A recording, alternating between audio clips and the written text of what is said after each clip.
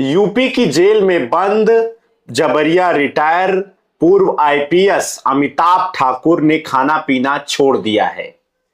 सरकार से सवाल पूछने वाले पूर्व आईपीएस जबरिया रिटायर आईजी अमिताभ ठाकुर ने आखिरकार अनशन क्यों शुरू किया है, आज के अपने इस वीडियो में हम आपको बताएंगे। जी हां, नमस्कार, मेरा नाम है अंजनी तिवारी और आप देख रहे हैं गांव देहात। पिछले एक महीने से अमिताभ ठाकुर यूपी की राजनीति में भूचाल ला दिए हैं। उनकी गिरफ्तारी ने बड़ी सवाल खड़ा किया है योगी आदित्यनाथ की सरकार पर। जी हां, पूर्व आईपीएस अमिताभ ठाकुर पिछले 23 दिनों से देवरिया के जेल में बंद हैं और उनके ऊपर एक जमीन के मामले में फर्जीवाड़े का आरोप लगा हुआ है और उसी आरोप में वो जेल भेज दिए गए हैं। जी हां, जेल में उन्होंने आमरण अनशन शुरू किया है और अनशन के पीछे का उन्होंने कारण बताया है कि जब उनको शाहजहांपुर में ट्रेन में जो है जबरन उनको गिरफ्तार किया गया, उनको ट्रेन से उठाया गया, धक्का मारते हुए उन्हें जेल भेजा गया, तब का सीसीटीवी फुटेज पुलिस उपलब्ध क्यों नहीं करा रही है। जब तक ये सीसीटीवी फुटेज पुलिस उपलब्ध नहीं कराएगी तब तक वो खाना पीना छोड़ देंगे, खाना नहीं खाएंगे। शुक्रवार को सीजेएम कोर्ट में जब वो पेशी के लिए जा रहे थे और पेशी के बाद लौटे तो वहां उन्होंने ये बातें कही।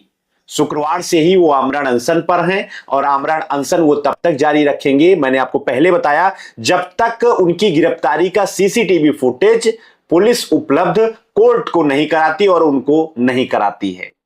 आपको बता दें कि अमिताभ ठाकुर की जो गिरफ्तारी है ये 10 दिसंबर की है। 10 दिसंबर को जब वो दिल्ली जा रहे थे, शाहजहांपुर पहुंचे थे, सादी वर्दी में पुलिस वाले पहुंचते हैं और उनको ट्रेन से जबरदस्ती घसीटते हुए लेकर आते हैं और उनको गिरफ्तार कर लेते हैं। जिस तरीके से उनको घसीटते हुए जो है पुलिस गिरफ्तार करती है, ढकेलते हुए ले जाती है, पत्रकारों से बात नहीं करने देती है, उसके बाद जब वीडियो वायरल होता है तो सरकार की और पुलिस की जमकर किरकिरी होती है। लोगों ने यहां तक कहना शुरू कर दिया था कि अमिताभ ठाकुर सच बोलते हैं, सरकार के खिलाफ बोलते हैं, पुलिस की पोल खोलते हैं, इसलिए योगी आदित्यनाथ की सरकार उनसे डरी हुई है और उनके साथ इस तरीके का व्यवहार करती है। 10 दिसंबर को पुलिस उनको जबरदस्ती जो है ट्रेन से घसीटते हुए उठाती है और सादे कपड़ों में उठाती है, आधी रात को उठाती है और उनको जो है बिना किसी फोन के सूचना के उनको देवरिया मेडिकल कॉलेज लेके आती है और देवरिया मेडिकल कॉलेज में जो है उनका मेडिकल कराती है। मेडिकल कराने के बाद पुलिस जो है उनको 14 दिन की न्यायिक हिरासत में भेज देती है। इस दौरान उन्होंने कहा कि सरकार जो है उनकी हत्या हो सकती है, उनके साथ अन्याय हो रहा है, ये सभी जो है एक तरीके से सरकार के इशारे पर हो रहा है। कोडीन कफ सिरप मामले में भी उन्होंने जो है आवाज उठाई थी और उन्होंने कहा था कि धनंजय सिंह को बचा रही है योगी आदित्यनाथ सरकार, अपने करीबी को बता रही है और इसके लिए वो उनके साथ गलत कर सकती है, वो पुलिस की कस्टडी में भी सुरक्षित नहीं है।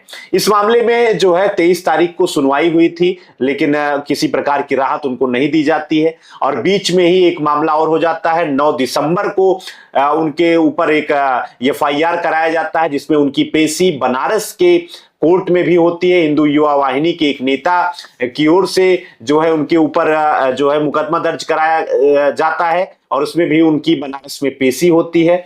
तब से लेकर 23 दिनों से लगातार वो देवरिया के जेल में बंद हैं और देवरिया से ही जुड़ा हुआ उनका मामला था जिस मामले में पुलिस ने उनको गिरफ्तार किया था।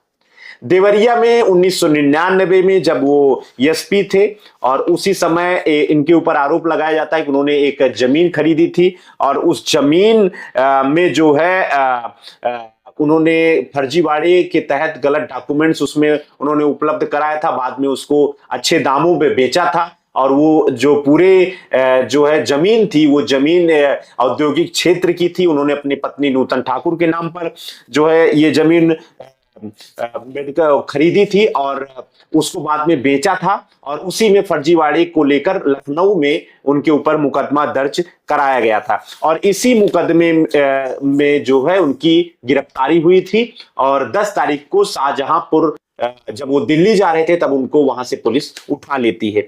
तो ये पूरा मामला है जिस मामले में अमिताभ ठाकुर के ऊपर कार्रवाई हुई है। अमिताभ ठाकुर पिछले जो है 23 दिनों से जेल में बंद है और अमिताभ ठाकुर उत्तर प्रदेश के ही 1992 बैच के आईपीएस अफसर हैं और यूपी कैडर के वो अधिकारी हैं। उनकी पहली जो पोस्टिंग थी बतौर एएसपी गोरखपुर में हुई थी। एएसपी के रूप में पिथौरागढ़ में उन्होंने सेवाएं दी थी और 23 मार्च 2021 में गृह मंत्रालय के द्वारा जबरदस्ती उनको रिटायर कर दिया गया।